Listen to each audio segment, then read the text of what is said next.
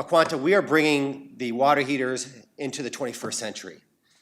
So why water heating, right? So when you all the talk about the smart grid and the smart home, right, that's been going on over the last couple of years, the water heater has really been this overlooked asset and appliance in the house, which is incredible considering that it is entirely ubiquitous. There's 125 million water heaters in North America. So literally 95% of the households in the US have a storage water heater.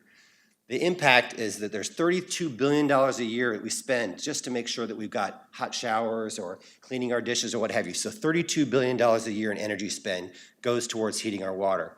That is 2.9 quads of energy. So that is actually almost 3% of the total amount of energy that we spend in the US goes towards heating water, right? So that includes cars, aluminum smelting, keeping our lights on, heating our water, almost 3%. That's 150 million metric tons of CO2 every year that goes to heating our water.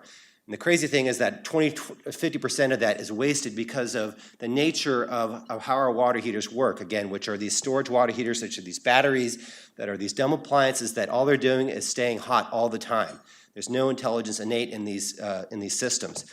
But the thing is that the water heaters can also be part of our emergent smart grid here, because water heaters are a battery and they can be used at different times of the day and yet deliver the same service to the customer, which is hot water, right, without having to be coincident with the grid, which we'll talk about that in a minute.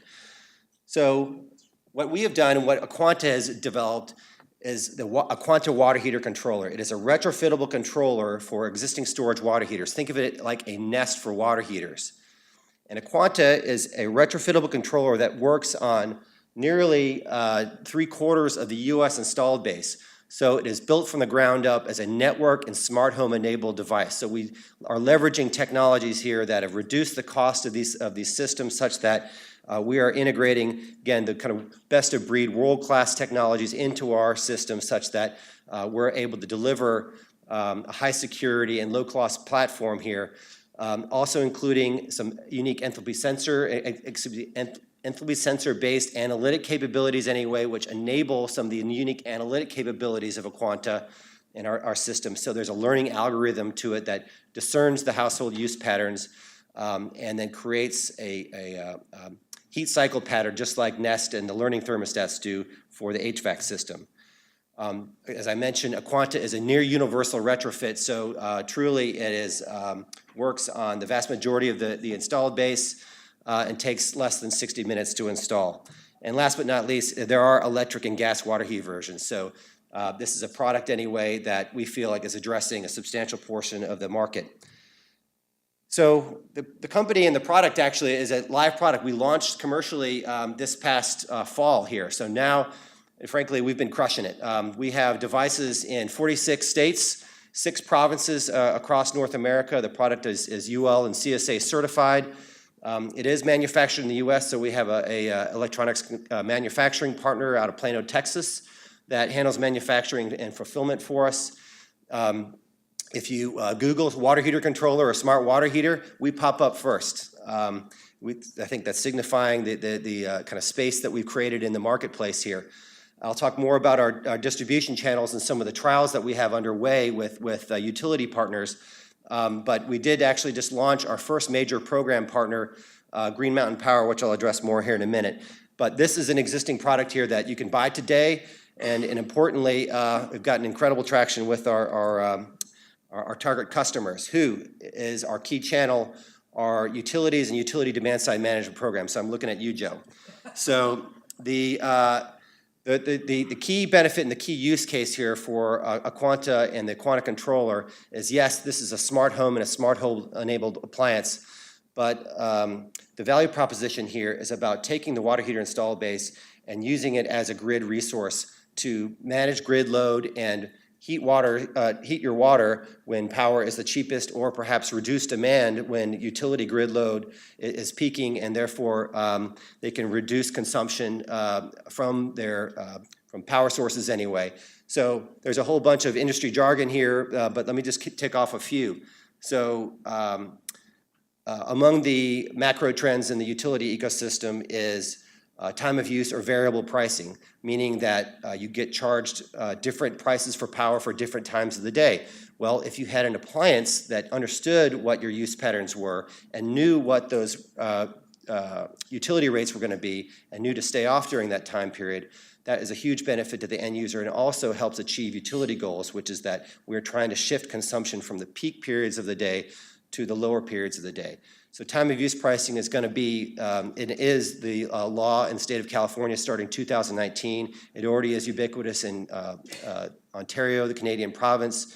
Half a dozen or more states have time of use rates that are fairly ubiquitous. So that is just but one use case anyway that Aquanta is uniquely enabling for water heaters.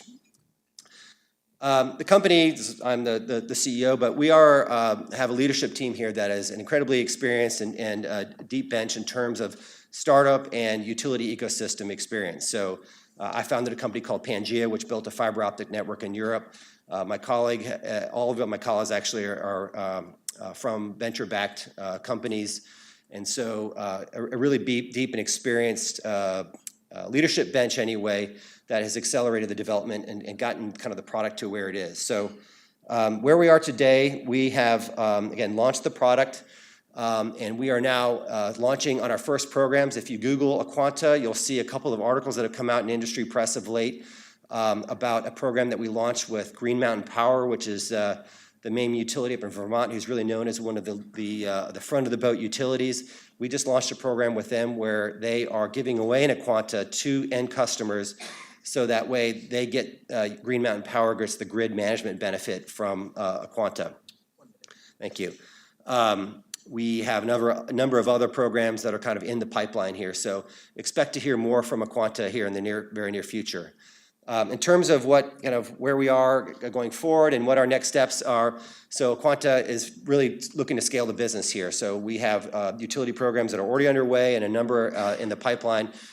So we are looking at doing what is essentially a series, kind of A-prime round of $2 to $3 million to help expand the team, add some additional competencies around analytics, around program management, and some business development capacity. So really, at this point, we're talking about expansion capital, even though it's a relatively modest amount of money, because again, we already have a product in the market. So really excited about where we are positioned and the opportunities that we got going forward. So thanks for your time, and I'll take questions now.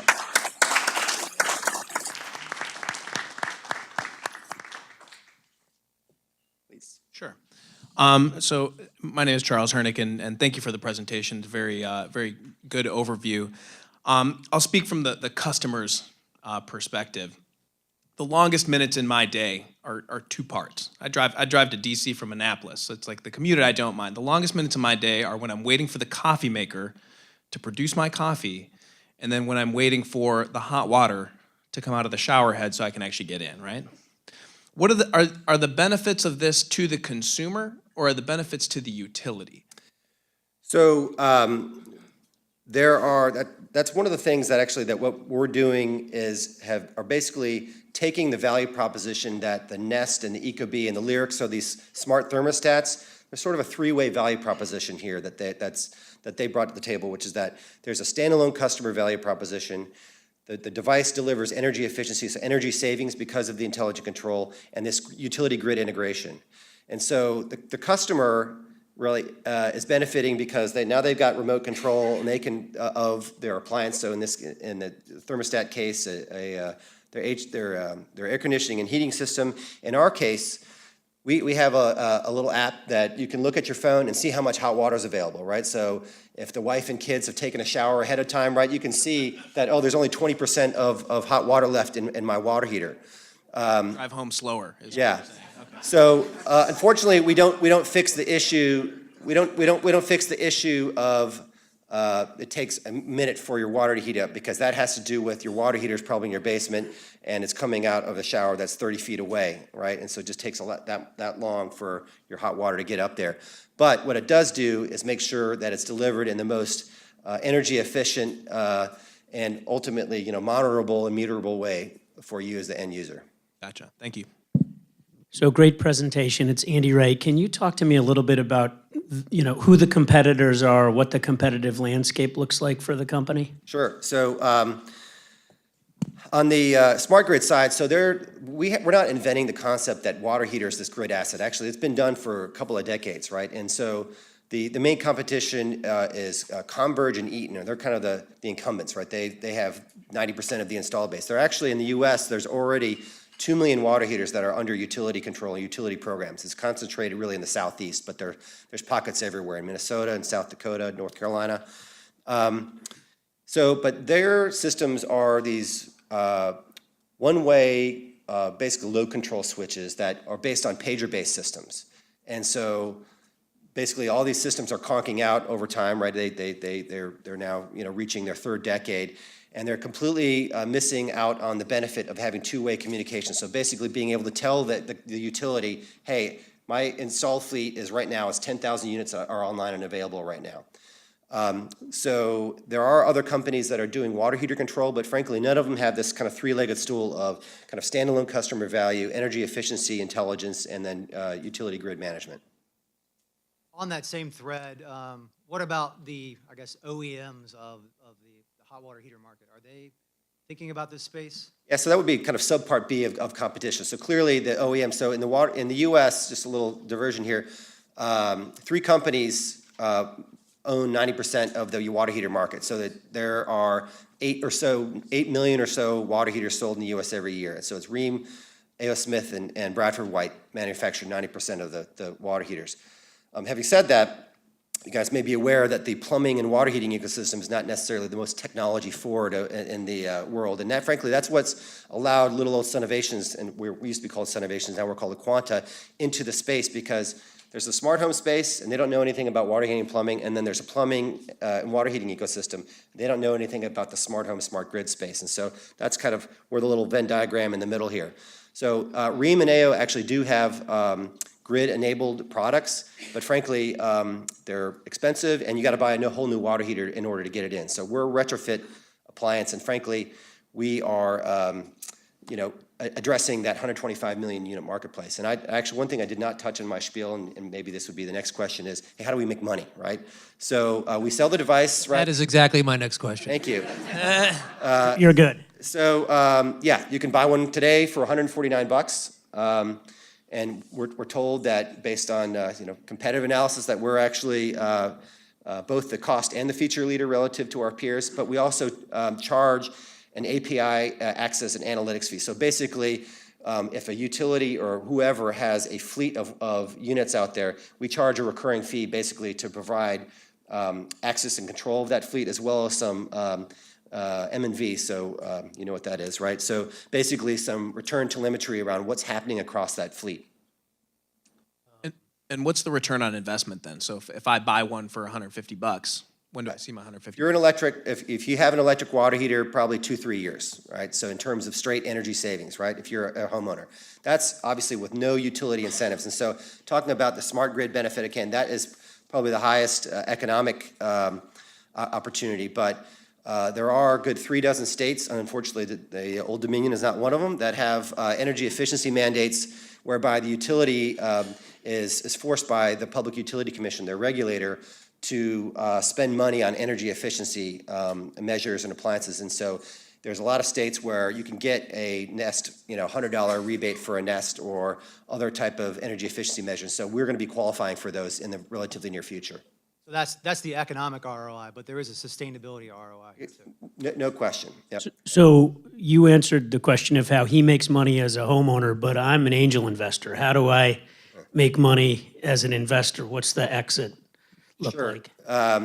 So there's really kind of 3 categories of, okay, thank you. So, so the most likely outcome is that we are more valuable to a third party than as a standalone company.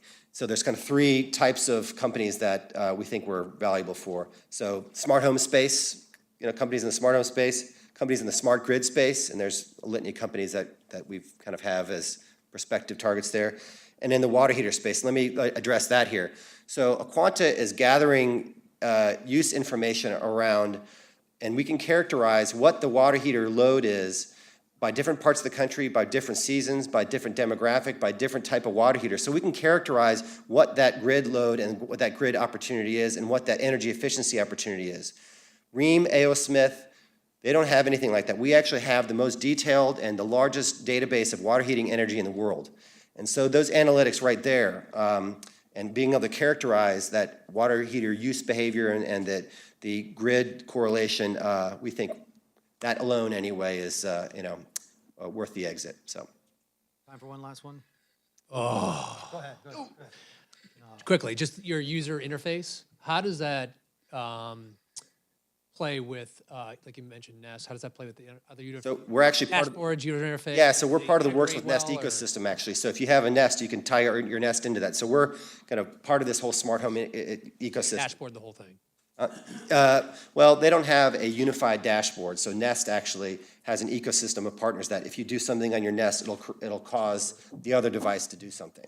So, and we're part of that ecosystem, and we're gonna have if this and that integrations. So for those smart home geeks, we're gonna have that here shortly. We're gonna be integrated with, I'll tell you now that Amazon Echo is gonna be, we're gonna be releasing that here shortly. So lots of fun stuff.